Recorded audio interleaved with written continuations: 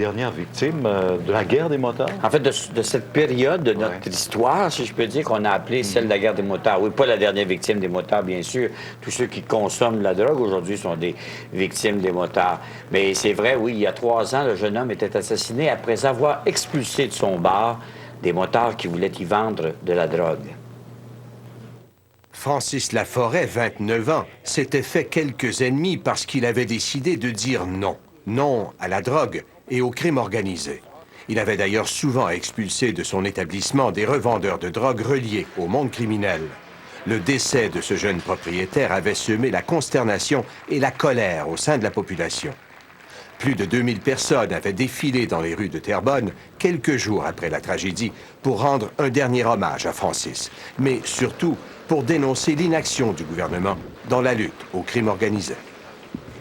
Une lutte que sa mère poursuit. Que sa mère poursuit avec courage, je devrais dire. Je suis allé la rencontrer, la mère de Francis, aujourd'hui, qui est encore très bouleversée par cette tragédie. Elle nous relate avec beaucoup d'émotion les faits et nous parle aussi de sa croisade pour une meilleure protection des victimes d'actes criminels, du crime organisé. Vous l'aviez appris comment, vous? Moi, je l'ai appris par un voisin d'en face qui a vu Francis se faire tuer. C'est lui qui m'a appelé. J'ai eu aucun appel de policier, absolument personne. Il était sur le drame cette journée-là. C'est lui qui a pris soin de Francis dans la rue. Il m'a appelé comme de quoi que Francis venait de se faire battre, et puis il s'en est de me dépêcher à m'en venir, que Francis, il me l'a pas dit qu'il était mort, mais que... Donc, vous n'avez pas pu lui parler? Non.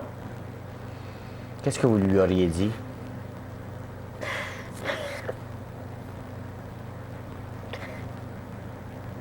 Que je l'aimais, tout simplement. La bataille que vous menez maintenant, là, c'est pour lui, au fond, hein? Oui. C'est pour toutes les victimes de criminels. C'est pas humain de tuer un gars comme ça parce qu'il gagnait sa vie honnêtement. C'est pas humain d'avoir fait ce qu'ils ont fait. Étiez-vous au courant de ces démêlés avec eux, avec le crime organisé? Est-ce que vous en avez parlé? On ne savait pas que c'était du crime organisé, mais c'est des petits cons dans le bout, des petits crottés qu'on appelle, qui ils voulaient faire de l'intimidation pour vendre de la drogue, parce que l'autre côté de la rue, il y avait justement un bar, qu'il y avait de la drogue dans ça. Puis lui, Francis, sa clientèle, c'était pas des consommateurs de drogue, puis il n'en voulait pas dans sa place. Vous avez rencontré celui qui est le ministre de la Justice aujourd'hui. À l'époque, il était encore dans l'opposition. Oui, Marc Bellemare. Qu'est-ce qu'il vous avait dit? Quel engagement il avait pris devant vous à ce moment-là? C'est Jacques Dupuis qui avait pris des engagements quand il était à l'opposition. Puis là, bien, Marc Bellemare, il est ministre aujourd'hui. Il est pour les victimes innocentes, lui. Et sur son côté, à lui, il veut aider les victimes, même les victimes d'automobile aussi. Parce qu'on n'a aucun recours. En tant que victime, on n'a aucun recours. Les droits, c'est les criminels qui les ont, pas les victimes. Et on a fait parvenir 3 lettres aux 3 personnes la semaine passée, là, puis on attend les résultats de ce qu'on demande. On a demandé une commission parlementaire pour toutes les victimes d'actes criminels à travers le Québec. Pourquoi vous acceptez aujourd'hui, qui est une bien triste journée pour vous, de nous en parler à nouveau? Bien, c'est pour sensibiliser les gens, pour qu'on ait de l'aide. Si on est plusieurs à demander qu'est-ce qu'on demande, le gouvernement va être obligé de nous écouter. Puis, à un moment donné, de faire changer les lois, aussi les sentences plus fortes. Moi, mon fils, il n'est pas mort pour 5 ans, 10 ans, 15 ans. Il est mort à vie. Puis, j'approuve pas les sentences qui donnent de 20 ans, puis le gars, il sort au bout de 4-5 ans, non. Les libérations conditionnelles, là, quand c'est des meurtres au 1er degré, au 2e degré, ça ne devrait même pas exister. Si on aura la loi de RICO aux États-Unis, il n'aura plus comme ça. Il n'aura des sentences à 100 ans, puis ils crèveront dedans. Qu'est-ce que je vous dis? C'est le système qui est... La justice, il n'a pas. Elle est injuste, la justice. Elle a été écrite pour les criminels, pas pour les innocentes victimes. Et il faut ajouter, Pierre, une chose, peut-être que vous le saviez, moi je l'ai appris honnêtement aujourd'hui, peut-être nos téléspectateurs l'apprendront aussi, mais la famille a tenu un conseil très rapidement autour de la dépouille de leur fils, de Francis. Ils ont décidé de procéder à des dons d'organes, mais vraiment, là, les yeux, les reins, le cœur, le foie, ils ont eu la confirmation que ces organes se retrouvent aujourd'hui dans le corps de différentes personnes qui les en remercient, d'ailleurs, parce que le jeune homme était en pleine santé, il faut le dire. Alors, C'est des qualités de vie qu'on a redonnées à certaines personnes, sinon la vie elle-même qu'on a redonnée à ce qui ajoute beaucoup, je pense, à la valeur de cette famille.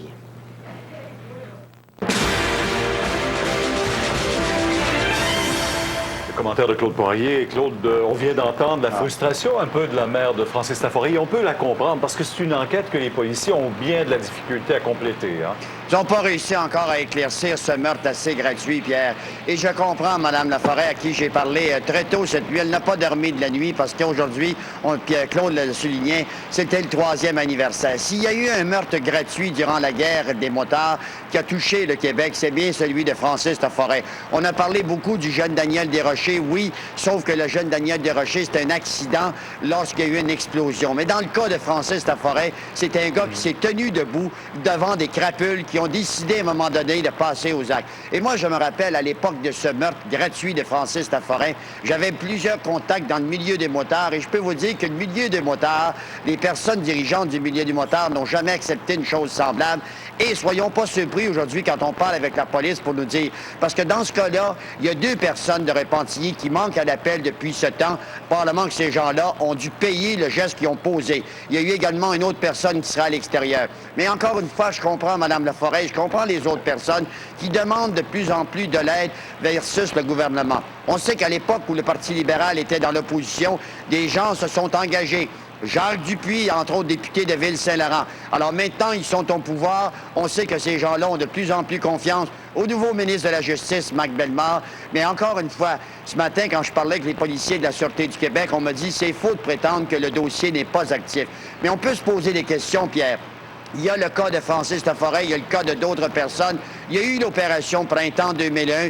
On a neutralisé le groupe des motards à travers le Québec. Et comment se fait-il qu'encore une fois, on n'a pas réussi à poursuivre devant les tribunaux des individus qui ont été impliqués dans ce meurtre vraiment gratuit, le meurtre de Francis Laforêt? Merci, Claude. Au revoir, Pierre. Au revoir. Bonne fin de semaine. Il y a un étudiant du Cégep du Vieux-Montréal qui est porté disparu. En fait, il était parti avec un groupe, Jean-François Guérin, en expédition dans la région des Monts Gros, c'est sur la Côte-Nord, et on ne l'a pas vu depuis mardi. Exactement. Les gens faisaient partie de ce qu'on appelle le comité de plein air L'Indigène, un groupe du Cégep du Vieux-Montréal qui organise une dizaine de fois par année des excursions du genre. Des gens donc qui sont habitués à ce genre d'excursion-là, rompus à ce genre d'exercice et bien équipés pour le faire. Donc, ils ont quitté Montréal vendredi, sont partis en excursion dans la région de Fermont, au Mont-Grou, dans la région de Fermont, dimanche. Et mardi, d'abord, il faut mentionner que le groupe de 14 personnes s'était séparé en plusieurs sous-groupes de 3 ou 4 personnes. L'un de ces sous-groupes-là s'est aperçu que l'un des leurs manquait à l'appel. On a tenté des recherches et finalement, c'est seulement hier après-midi à 14 h qu'on a pu revenir au camp de base et de là demander l'aide de la Sûreté du Québec qui a effectué dans cette région très escarpée, très accidentée, des recherches aujourd'hui. 2 hélicoptères, une dizaine de policiers de la Sûreté du Québec qui ont participé jusqu'ici aux recherches. Pourquoi avoir sans pris succès. tant de temps avant de demander à la police de les aider? Écoutez, on peut se poser la question, mais ces gens-là sont habitués. Peut-être qu'ils pensaient par eux-mêmes être en mesure de rejoindre le jeune homme en question dont l'identité n'a pas été donnée. Mais donc, les recherches qui se poursuivront dès demain matin. On nous dit que l'homme est bien habillé, est équipé et même avec de la nourriture pour quelques jours. Donc, on peut être quand même relativement optimiste dans les circonstances. Merci beaucoup. Je vous en prie. Parlant d'expédition, il y a des jeunes Québécois qui viennent d'en faire toute une et de produire un film qui est tout à fait époustouflant. Vous avez peut-être vu ces images ce matin à Salut Bonjour. On retrouve certainement les meilleures images de ski jamais filmées. Et on va retrouver un des membres de ce groupe qu'on appelle les Pin Frogs, Thomas Chamberlain. Bonsoir Thomas. Est-ce que vous m'entendez bien, Thomas? Je vous entends très bien, merci. On voit ces images et c'est du ski extrême. Exactement. Et ça vous vient d'où ce goût de ce sport extrême? Bien, on est avec un groupe de skieurs qui ont fait ça toute leur vie. C'est des skieurs professionnels, gagnent leur vie à faire ça. Nous, c'est un petit peu le fruit du hasard qui a fait qu'on a parti notre propre compagnie de production, étant donné qu'on voulait donner la chance aux gens de voir ce qui se passe, donner une idée vraiment updatée de ce qui se passe dans le monde du ski. Donc, Vous avez tourné ces images à quel endroit? Bon, ça ici, c'est l'arrière-pays de Whistler, donc c'est accessible seulement à motoneige. Oui, des fois, il y a quelques petites fouilles, mais on le renvoie en haut, puis On recommence. puis on lui demande de le refaire, et voilà, ça marche. Donc, c'est beaucoup d'aventures. J'imagine qu'il doit y avoir des parents qui sont un peu inquiets de vous voir descendre comme ça. On leur montre pas ces images-là. Non, mais là, ils viennent les voir, par exemple. C'est quoi le défi? Qu'est-ce qui vous incite à aller jusqu'à cette production, à ce risque que vous courez? Ben, en fait, le sport du ski est rendu à un niveau certain, puis nous, notre travail, qu'on s'est donné, notre mission, c'est de pousser les limites, puis de le faire évoluer avec des jeunes athlètes talentueux. Donc, on court après la recherche du saut parfait, des descentes parfaites. On s'est promené beaucoup, donc vous allez voir sur ce film-là que c'est à travers le monde. On part de l'Argentine jusqu'en Europe, puis on trouve les meilleurs terrains qui n'ont jamais été skiés vraiment, puis on les explore. Thomas, est-ce qu'il arrive des blessures au cours de pareil tournage ou de pareilles expéditions? Bien, il y en a, c'est sûr. Ça va. On est tous conscients que c'est dangereux ce qui se fait, puis ça va avec certaines blessures. Il y en a des plus graves, il y en a des moins graves, mais je pense qu'on est conscient du risque, puis on essaie de le minimiser. On a tous des cours d'avalanche, on a tous des cours de premiers soins, donc on met toutes Alors, les c'est chances quoi à votre notre prochain bord. défi, alors? Un 3e film.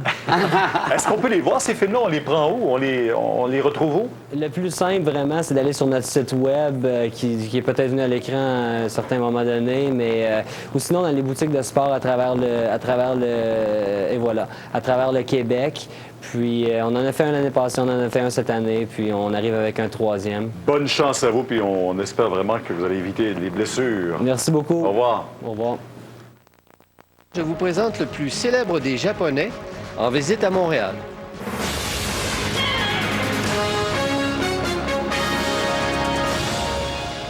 Oui, c'est ça. Vous savez, Pierre, que je ne suis pas du genre à me scandaliser facilement parce que je suis naturellement tolérant et respectueux des droits de chacun à gérer sa vie, même de la gâcher si c'est ce dont on a envie.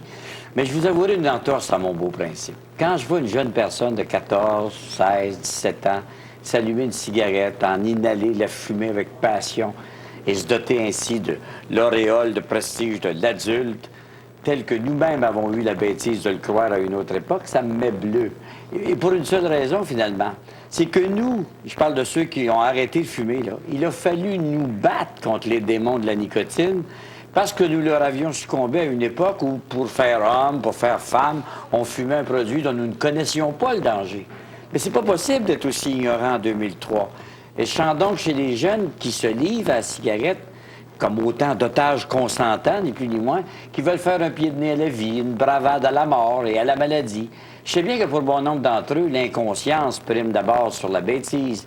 Et ce qu'ils savourent d'abord dans l'acte de fumer, bien, c'est celui d'envoyer promener tous les bien-pensants, parmi lesquels ils rejettent les ayatollahs de l'anti-tabagisme.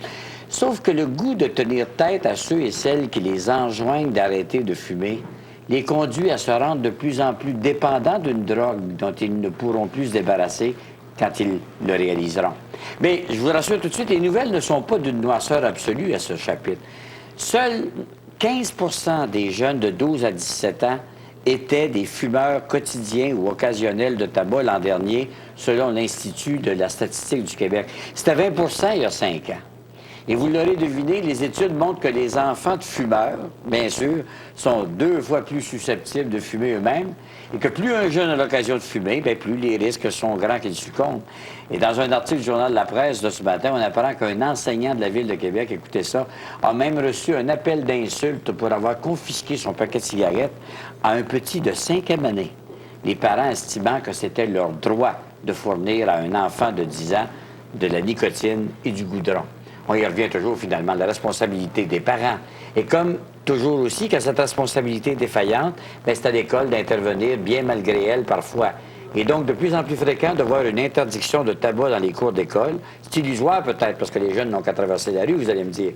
Mais là où on l'a fait, au Nouveau-Brunswick, par exemple, le nombre de fumeurs a diminué de la moitié en 2 ans. Donc, je vais vous présenter maintenant probablement ce petit qui vient d'un pays où on fume beaucoup. Probablement la majorité même des jeunes fument, le Japon, bien sûr. Oui. Et cette grande visite à Montréal, vous allez pouvoir la rencontrer dans le vieux port de Montréal. C'est le robot Asimo. Lui ne fume pas, bien sûr, fort heureusement. Mais quand même, il est là pour vous initier à la robotique. C'est une merveilleuse histoire, une merveilleuse tournée nord-américaine que ce petit robot fait. Ça aide chez nous, ça vaut le déplacement. Charles Paribault l'a rencontré. Les êtres humains rêvent depuis longtemps de créer une machine à leur image. Dès 1495, Léonard de Vinci traçait les plans d'un homme mécanique. Dans les années 1700, d'ingénieux inventeurs fabriquaient déjà des automates capables d'écrire ou de jouer de la musique. Le cinéma a imaginé une pléthore de robots tous plus intelligents les uns que les autres. Le mot robot lui-même a été inventé en 1921, non pas par un scientifique, mais par un auteur de théâtre. Asimo n'est que le dernier né de cette fertile imagination. Ce petit humanoïde ne pèse que 43 kilos et mesure à peine 1,20 m. Il est le fruit de 17 années de recherche intense et parfois frustrante menées par les ingénieurs de la compagnie Honda. Asimo, qui signifie Advanced Step in Innovative Mobility, n'est pas un prototype d'intelligence artificielle, mais une réussite en matière d'équilibre. Cette machine peut danser, se tenir sur un pied, marcher, mais surtout monter et descendre des escaliers comme un être humain, une performance inégalée jusqu'à ce jour par aucun autre engin. Ça m'a impressionné à un point assez énorme parce qu'il y a des grandes capacités. Il est très sophistiqué, puis plus tard, j'espère qu'il va pouvoir sauver des vies. Asimo a été mis au point pour, un jour, venir en aide aux handicapés. C'est ce qui explique son apparence plutôt conviviale. Il est le domestique idéal pour accomplir les tâches ménagères. Sa taille lui permet de regarder directement un adulte en position assise. Alors, on espère qu'il va avancer assez pour pouvoir aider le monde, des gens en chaise roulante. Alors qui sait si un jour, ces machines, ces robots ne remplaceront pas les reporters que nous sommes et que plutôt que de signer Charles Paribault TVA Montréal, ce sera Charles Asimo TVA Montréal. Ici Julie Bélanger. En pleine période d'audition pour Star Academy, nous aussi, on a décidé de faire face à la musique. Tout ce que tu me fais faire, de le faire. Et aussi, Bonsoir, je m'appelle Céline Dion, bienvenue à Las Vegas. un avant-goût de l'émission spéciale qui sera diffusée dimanche avec Julie Snyder et Céline Dion.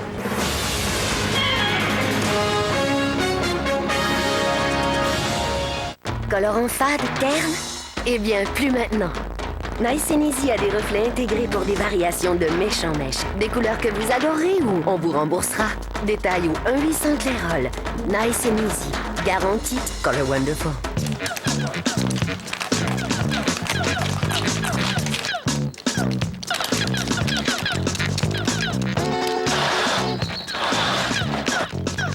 Tenir à quelque chose à ce point-là, ça se peut presque pas. Une chance que c'est la même chose pour Sunny Delight. Sunny Delight lui offre toute la vitamine C qu'il lui faut pour une journée. Et il adore son petit goût. Oui, il en est fou. Sunny Delight, choisi par les enfants, approuvé par les mamans. N'attendez pas que vos cheveux ressemblent à ceci. Prévenez ces problèmes. Le système Infusium 23 corrige et répare les cheveux dès la première utilisation. Vos cheveux seront faciles à coiffer et brilleront de santé. Infusium 23, plus vous l'utilisez, plus vous resplendissez. On peut avoir une peau extrêmement plus jeune d'apparence sans avoir recours à des mesures extrêmes. Voici la nouvelle gamme Régénériste de Olay qui contient un complexe d'aminopeptides. Régénériste régénère merveilleusement l'apparence de la peau. Rehaussez votre look avec la nouvelle gamme Régénériste de Olay. Je vous dis que les gens aiment ça, revenir à la maison, à cause de la fraîcheur de Febreze. Febreze chasse les odeurs. Dans toute la maison, vous allez sentir un air frais et propre, et vous allez aimer ça. Beaucoup. Febreze, plus on s'en sert, plus on l'adore.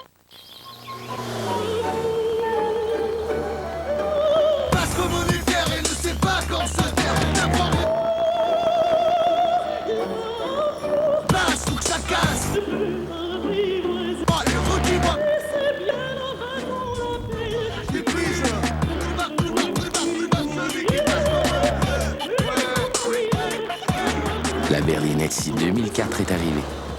Montez. Ce dimanche, 18h30, voyez à l'album Une fille et 4 types. Et vous saurez tout grâce grâce à Julie. Négocie pas avec son père, négocie pas avec sa mère, c'est lui le boss. Céline chante avec Aznavour, Garou et Marie-Hélène. En exclusivité, spécial de 90 minutes avec Céline, ce dimanche 18h30. Présenté par le café Maxwell House de Kraft. Un événement bon jusqu'à la dernière goutte.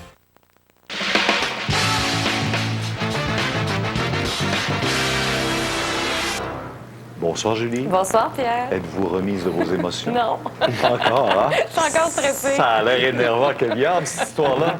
Ça l'est pas mal.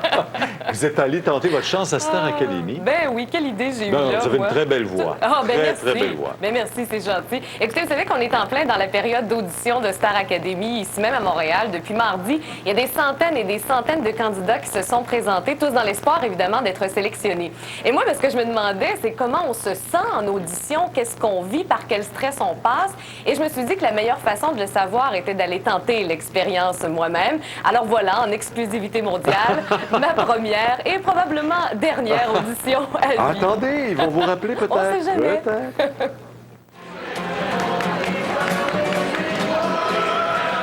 À chaque semaine, vous les voyez défiler à l'écran, un à un, tous dans l'espoir de réaliser leur rêve, chanter. Je t'aime comme un fou, comme un soldat, comme une star de cinéma. Bonjour. Aujourd'hui, question de savoir ce qu'ils vivent. Nous aussi, on a décidé de faire face à la musique. Ça, c'est mon numéro. Après avoir rempli le formulaire d'usage, vient l'attente. Moi, j'ai les mains moites, les mains gelées. J'ai des papillons dans l'estomac, mais bon, je me dis, ça passe ou ça casse. 10 prochains candidats. Ça sent pour vrai, cette affaire-là. Première étape, la pré-audition. Est-ce qu'on est prêts, gang? Souvenirs comme ça. Salut. Si par erreur la vie nous sépare, je sortirai de mon tiroir. C'est bien énervant. C'est énervant. Seigneur, la voix me shakeait, en tout cas. Il y a encore plus énervant. Je le sais. Ah, je m'en fous, chérie. Mais c'est une bonne nouvelle, ça. Et vient finalement le grand moment. Tu vas regarder la caméra qui est en toi.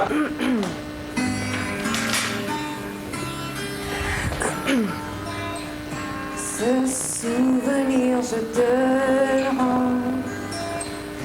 Des souvenirs, tu sais, j'en ai tellement. Je rêve les yeux ouverts, ça me fait du bien. Ça ne va pas plus loin. Tout ce que tu faisais, je l'ai fait terriblement.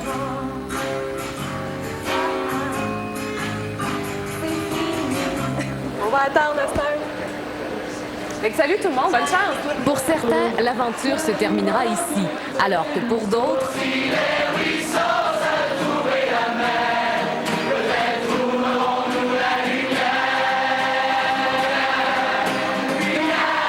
Ce n'est qu'un début.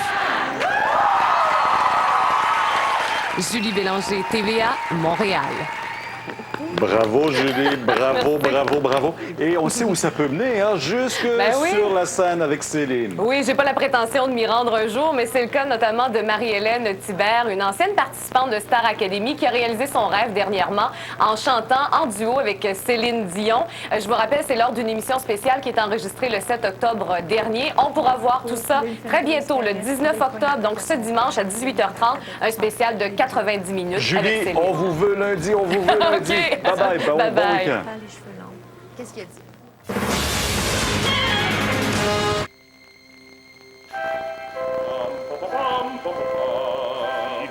Et humour.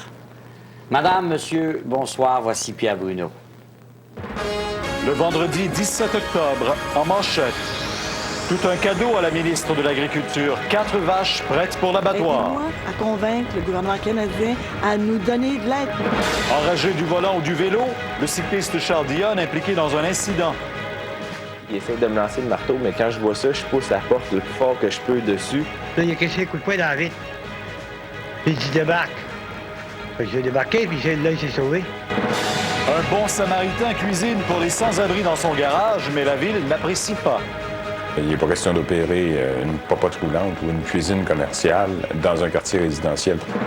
Et à la météo sur le sud-ouest du Québec demain, nuages présents, de belles percées de soleil et des températures fraîches.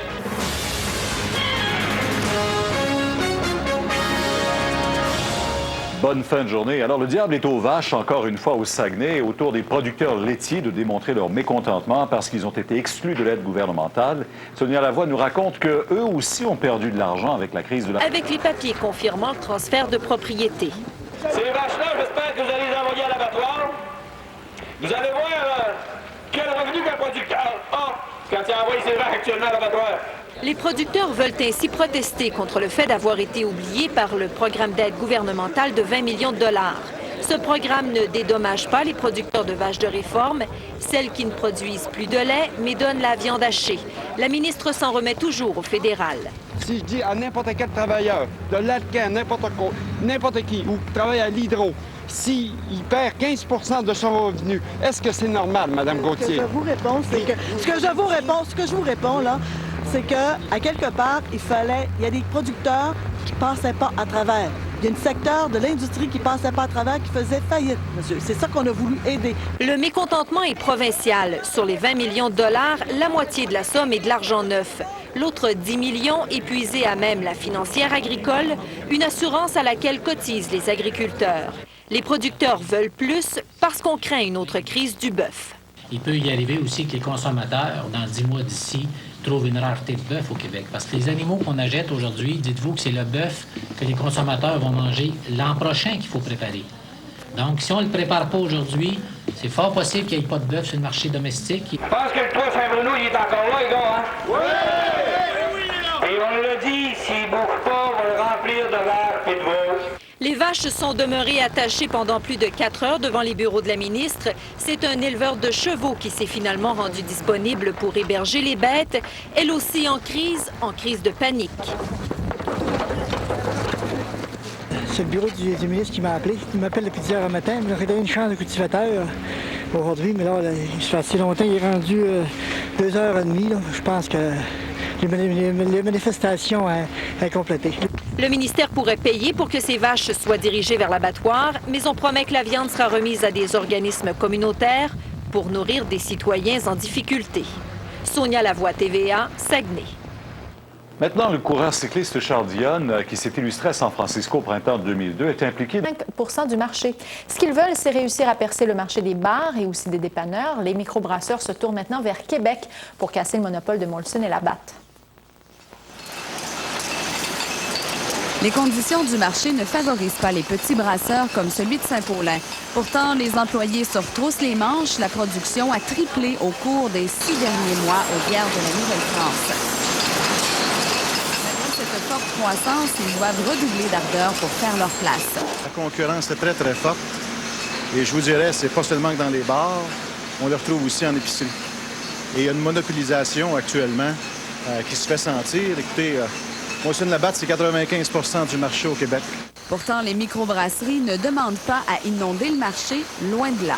Ne demandons pas à quelque part de devenir une multinationale. Ce qu'on veut, dans le fond, c'est de faire découvrir aux gens les caractéristiques, les saveurs, les nouvelles bières. Alors, c'est ça qui est notre rôle. Alors, tout ce qu'on demande, c'est un petit marché. Une petite chance qu'on n'a pas, malheureusement.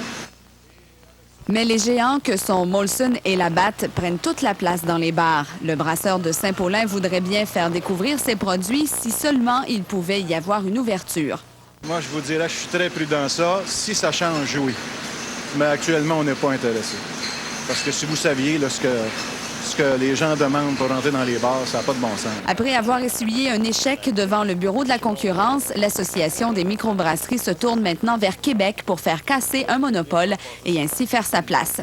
Patricia Elie, TVA, à Saint-Paulin. Le revenu des citoyens de Lac-à-la-Tortue a littéralement bondi si l'on se fait une étude commandée par le journal Les Affaires. Dans un palmarès des 25 villes les plus riches au Québec, Lac-à-la-Tortue s'illustre comme étant le secteur qui a connu la plus grande croissance du revenu par ménage de 1996 à 2001 avec 39 %.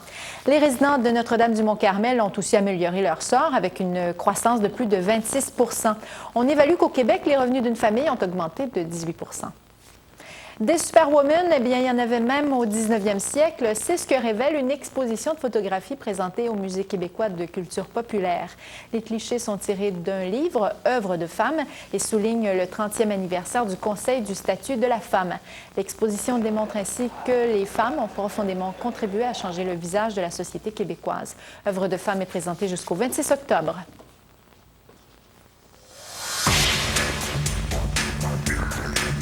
Avez-vous envie de vous dépayser ce week-end, d'oublier le temps gris, le Mauricie? Eh bien, al dente, OK? On peut très bien les manger avec les doigts, il n'y a pas de problème. Je pense que c'est le seul aliment qu'on peut manger avec nos doigts comme ça. C'est pas ça l'important, c'est qu'il dit qu'il faut rentrer toute l'asperge d'un coup. On n'a pas le droit de croquer. C'était plus ou moins élégant quand on s'est essayé. Ah non, mais là, tu parles des asperges blanches, longues comme ça, ou vertes? Les vertes, longues comme ça, tu veux fou. Geneviève, toute une asperge, toi, ça doit pas te déranger. Surtout qu'al dente, on se comprend bien. Al dente, Geneviève.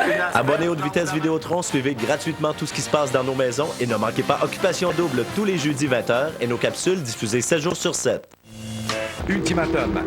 Il a gagné le match d'hier et 1 500 $. Le 40 000 $ est donc à sa portée. Notre paysagiste de Sainte-Anne-des-Lacs, Simon Laroche. Il est notre meneur. Il amorce le dernier match avec 2 000 $. Notre policier de Beauport, Jean Lachance. Dernière chance pour notre facteur de s'inscrire au tableau des gains de Saint-Zotique, Yves Boyer. Elle demeure absente du tableau des gains. Notre hygiéniste dentaire amorce son dernier match de Longueuil, Geneviève Gingras. Elle partage le deuxième rang au classement général avec 1 500 $. Notre technologue de Laval, Brigitte Paradis.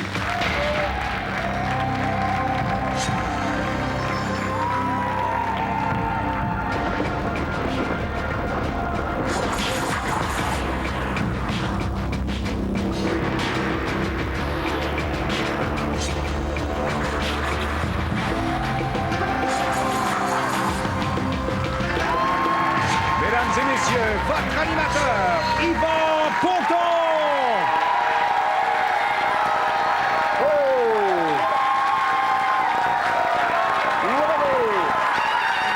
Il y a de l'atmosphère.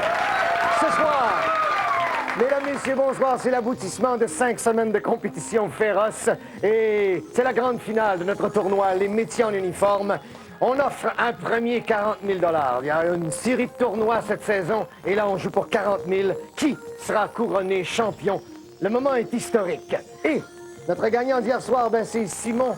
Simon, est-ce que vous êtes habitué à travailler avec autant de pression? De la pression, oui, je suis habitué à travailler avec de la pression. Autant, je ne sais pas. Il y a 40 000 $ qui est là, hein, tout au long de l'émission, c'est ça. Allez, bon match tout le monde. On est prêt, on le commence. Il y en a qui peuvent brouiller les cartes, alors gardez bien la concentration tout le monde.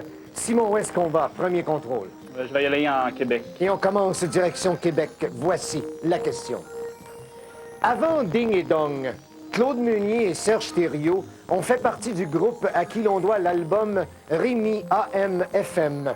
Est-ce que c'était les Mimes électriques, les Carcasses, les Cyniques ou Paul et Paul? Allez, Simon, comme à l'habitude, première question, première intention. Je l'envoie à Brigitte. On va aller voir Brigitte, allons-y, tout en face. Un début de match. Brigitte, comment on l'amorce, celui-là? Je réponds. Oui. Alors, Serge Thériault, Claude Meunier. Paul et Paul. Paul et Paul, vous me dites. Mais ils étaient 3. Il y avait un gars qui s'appelait Jacques Grisé dans ce groupe. Vous vous souvenez? C'était le « et » de Paul et Paul. Le « et » de Paul et Paul. Ah, vous connaissez bien vos classiques, ma chère. Bonne réponse, Brigitte. Bien fait, bien joué. Simon perd une première vie. Début de match.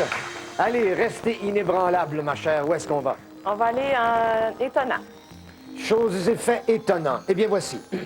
Un article du Journal de Montréal du 21 juillet 2003 titrait « Qu'en mangeant, en manger, c'est-à-dire réduirait le risque de certains cancers ». Ça, c'est selon une étude d'un institut de Milan. Est-ce que c'est manger de la pizza, manger de la crème glacée, manger du popcorn ou manger des chips? Brigitte, qu'est-ce qu'on en fait de celle-là? C'est un début de partie. Je vais la donner à Yves. On la donne à Yves. Parfait, on la donne à Yves. Yves, elle vous appartient. Qu'est-ce que vous voulez en faire? Je vais répondre. Vous voulez répondre? Alors, la réponse. Pizza. de la pizza. Alors, de la pizza réduirait le risque de certains cancers. Ça vous fait bien rire, ça, Brigitte? Vous pensez que c'est pas sérieux?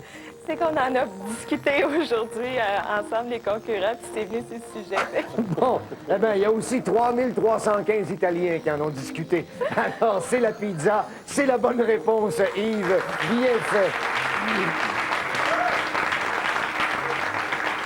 Alors, on se tranche une pièce de pizza, il vous reste 2 vies, Brigitte.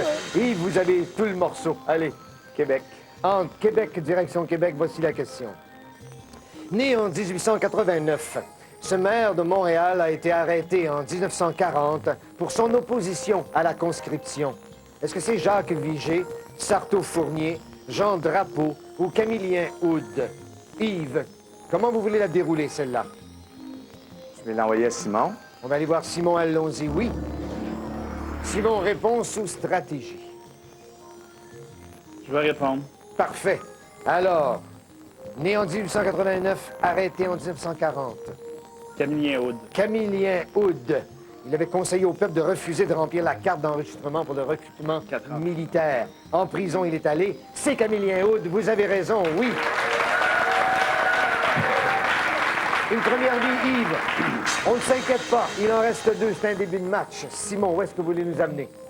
Je vais y aller en art. En art, voici la question. Simon. On peut lire dans le dictionnaire mondial de la bande dessinée de Larousse que dans la célèbre BD créée par Greg, Achille Talon vit en banlieue, entouré d'une maman gâteau et d'un papa amateur de rhum, de lait, de jus de tomate ou de bière. Simon, votre intention de jeu? Je l'envoie à Jean. On va aller voir Jean tout à côté. Pour un début de match, Jean, en bande dessinée, qu'est-ce qu'on en fait? Un ricochet, s'il vous plaît, vers Brigitte. Ricochet du côté de Brigitte. Encore attaqué, Brigitte. Et c'est via Ricochet. Situation d'ultimatum. Et on ouvre les bandes dessinées. C'est parti.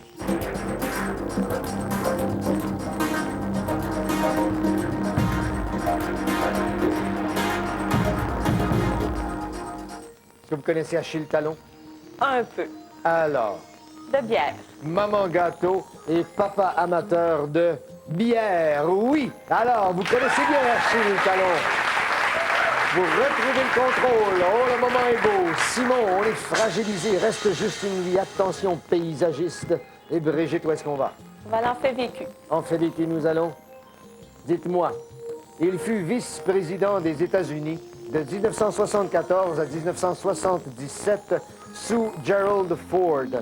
Est-ce que c'est George Bush père, Ronald Reagan, Nelson Rockefeller ou Al Gore? Brigitte, votre intention de jeu? Je vais l'envoyer à Jean. On va aller voir Jean. On va aller retourner du côté de Jean. Jean, réponse ou stratégie, mon cher? Réponse. Oui, allez, parlez-moi du vice-président. George Bush, vous me dites? Oui. George Bush père. Et sur celle-là, vous n'avez pas raison, non. C'est un Nelson Aldrich Rockefeller qui était vice-président. Alors, on perd une vie, Jean, une première. Oh, comme c'est serré. Brigitte, toujours, vous avez le contrôle. Je vais aller en animaux. Animaux petits et grands. On peut lire dans le Petit Larousse 2003 que le cachemire est un tissu fin fait avec le poil de chèvre du Cachemire, de renard du Cachemire, de lièvre du Cachemire ou de singe du Cachemire. Brigitte. Je vais l'envoyer à Jean. On va aller visiter Jean encore une fois. Et c'est de bonne guerre. Et Jean, on a des outils ou encore une réponse? Réponse. Oui. Alors, le Cachemire, parlement. Les chèvres. Chèvre du Cachemire? Oui. Vous avez raison, Jean. Oui, bien vu. Oh là là! Est-ce que vous le saviez, Brigitte? Oui, mais il fallait aller tâter du côté du capitaine, n'est-ce pas? Bon, bien, regardez-vous bien vos stratégies, elles sont importantes. On est en milieu de première ronde. On joue ultimement pour 40 000 $. On revient tout de suite après la pause.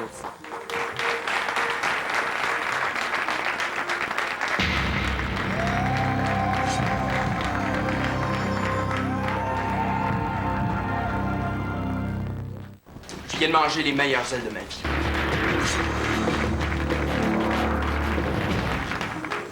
On est à compléter cette première ronde. Oui, on joue pour 500 et puis ensuite, en face-à-face, on jouera pour 1000. Mais on joue surtout pour 40 000 $. Et là, ils sont avares avec leurs outils. Il n'y a qu'un seul ricochet qui a été utilisé depuis le début de ce match. Qu'est-ce qui va se passer? D'ailleurs, je veux parler à Simon. Simon, vous êtes là, vous avez encore des chances, justement, de gagner, d'être couronné grand champion.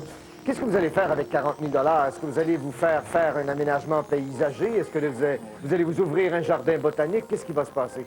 Non, mais l'aménagement paysager, oui, parce que je suis plutôt cordonnier mal chaussé. Ah oui, d'accord. Alors, et vous avez un bon carnet, une bonne liste de noms là, pour ça, hein? Ah, j'en connais quelques bons, oui.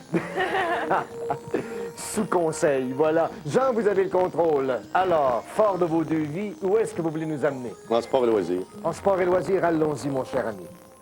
Le légendaire pilote automobile québécois Jacques Villeneuve est né en 1971. Est-ce qu'il est né à Sainte-Agathe-des-Monts, à Sorel, à Saint-Jean-sur-Richelieu ou à Berthierville?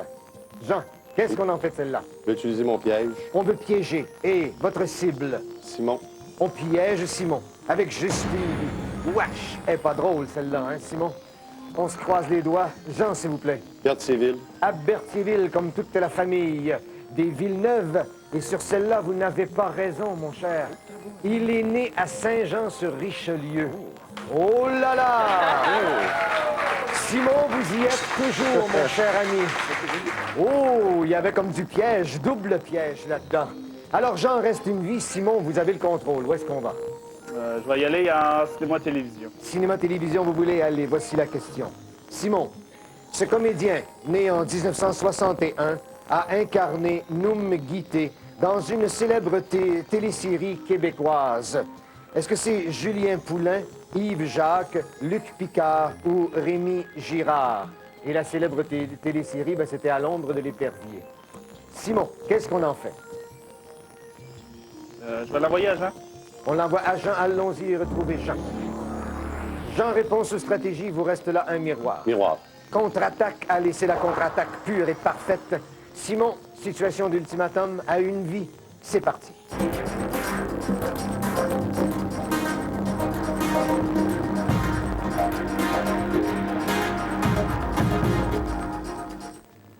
Luc Picard. Luc Picard, Noum-Guité, aux côtés d'Isabelle Richer. Et vous avez raison, oui, c'est Luc Picard. Allez, Jean, on se quitte pour qui sait, peut-être se revoir, mon cher. Simon, vous avez le contrôle. En fait vécu, s'il vous plaît. En fait vécu, nous allons tout de suite, voici.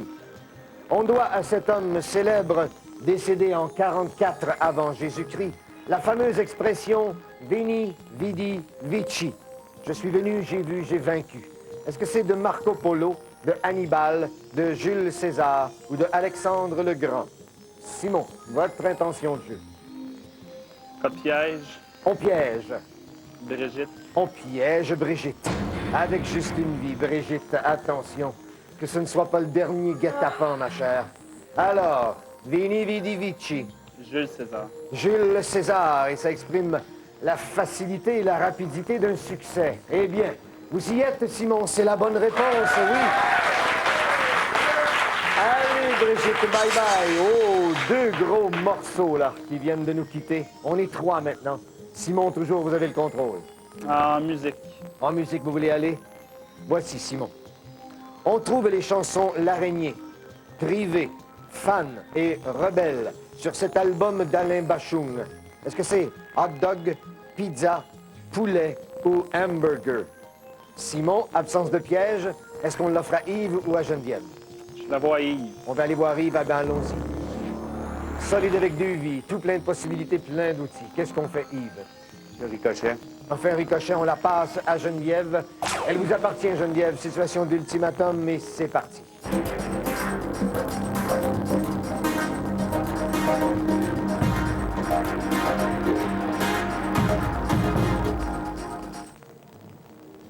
On va essayer poulet. On va essayer poulet de Alain Bachung, mais vous auriez dû rester dans la pizza. Elle est à l'honneur ce soir. C'est pizza, Geneviève. Voilà ce titre. Geneviève, on perd une première vie. Ben, je dirais rien de trop grave. Simon, avec une vie, oui, mais avec le contrôle. Où est-ce que vous nous amenez? Cinéma-télévision. Cinéma-télévision, on y retourne.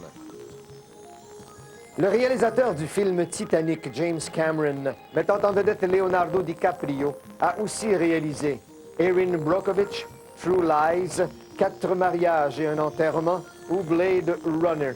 Simon, Est-ce qu'on l'offre à Yves ou à Geneviève? Je retourne voir Yves. On retourne voir Yves. Pourquoi pas? Faut garder les bonnes habitudes. Yves, réponse ou stratégie? Je vais tenter une réponse. Oui. Allez, parlez-moi de James Cameron. True Lies. True Lies qu'il aurait réalisé. Et vous avez raison, oui, c'est True Lies. Simon, allez, belle lutte. Et nous voici en face-à-face. Yves et Geneviève, avec plein de vie. Ce sera un long face-à-face. Yves, catégorie. Sport et loisirs. Allons-y tout de suite en sport et loisirs, puisque vous le désirez. Eh bien, les Jeux olympiques d'hiver de Salt Lake City ont eu lieu en 2002, après ceux de 1998 qui étaient à Albertville, à Sarajevo, à Nagano ou à l'Île-Amère. Yves, elle vous appartient, votre intention de jeu.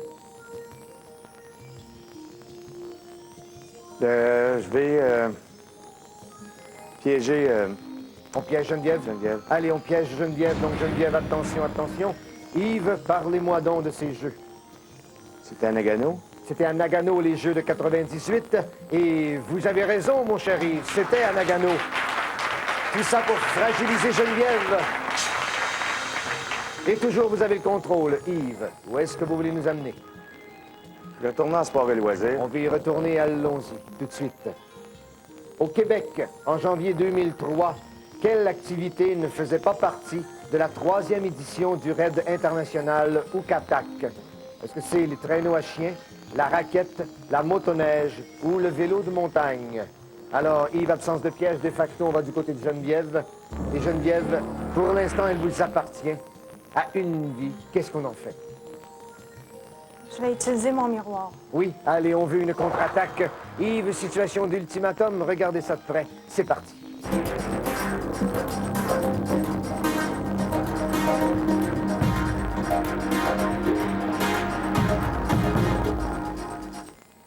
Le vélo de montagne. Le vélo de montagne, vous me dites, et c'est un parcours de plus de 400 mètres, mais 400 km, je veux dire, mais privé de sport non motorisé. Alors, c'est la motoneige qui ne faisait pas partie du raid international Oukatak.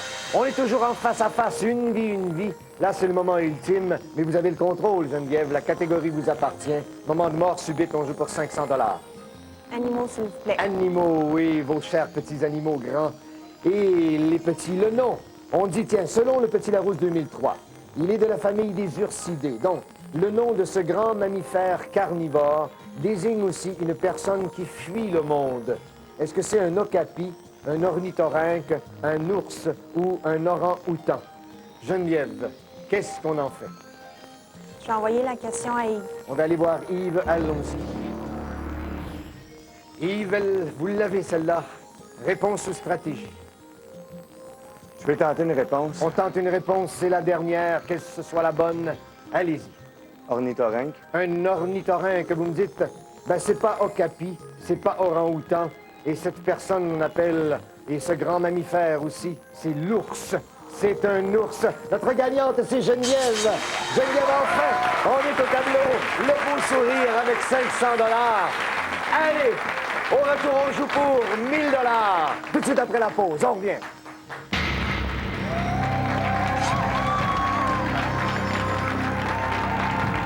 Passe dans l'assistance en composant le 514-790-8584. Et vraiment, un dernier moment de notre tournoi. Les métiers en uniforme, on est en ronde finale. Et là, on joue pour 1000 $. Et déjà, vous avez 500 $, Geneviève. La fois d'avant, l'autre semaine, vous avez eu 2000 $, je pense. Alors, on est à 2005. Pourquoi pas aller chercher un autre 1000? Ce serait bien, hein? Ça serait bien. Et aujourd'hui, ben, vous vous êtes fait un petit peu, hein? Vous êtes mise de côté, et puis on se fait oublier comme ça. Oui. Tant et si bien que j'aimerais bien savoir vers quelle catégorie on va aller. Catégorie fétiche, les animaux. Les animaux. Allez, on s'en va du côté des animaux. Voici la question. Geneviève, selon le site web du Service canadien de la faune d'Environnement Canada, le coyote a pour nom latin Canis latrans, qui signifie chien plongeur, chien aboyeur, chien vidangeur ou chien songeur. Allez, on joue pour 1000, un beau 1000.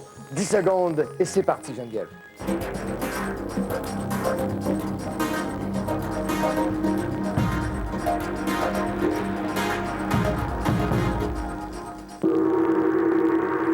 Je vais dire chien aboyeur. Chien aboyeur. Le coyote Canis latrans, c'est pas plongeur, c'est pas songeur.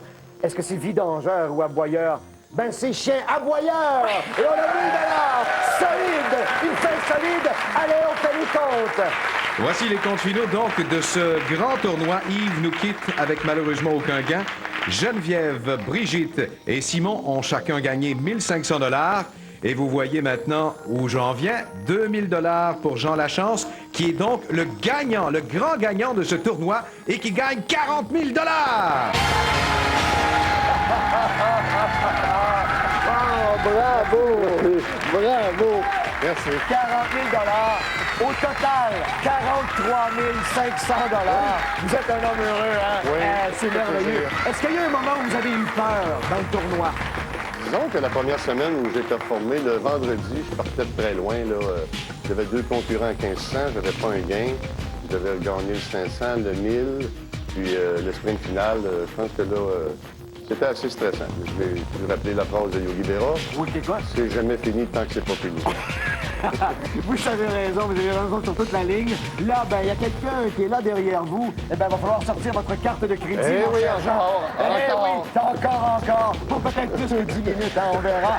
Et puis, je voudrais aussi demander aux concurrents. Les finalistes ont été de grands finalistes. Oui, oh oui, S'il vous plaît, venez nous rejoindre. Allez, Geneviève, Brigitte, Yves, Simon.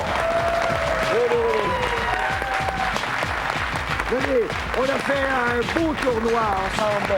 Vous avez drôlement bien joué. Eh oui, on vous applaudit beaucoup. Alors,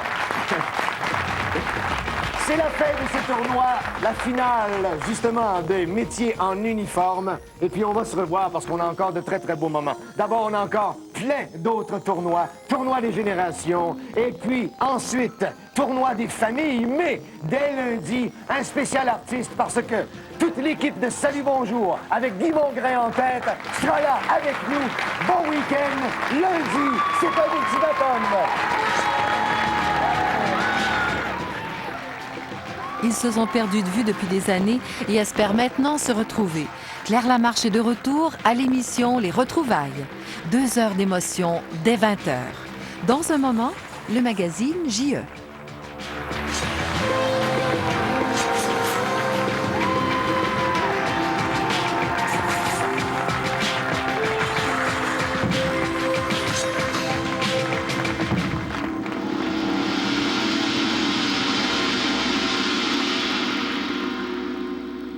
L'eau et qu'une piscine creusée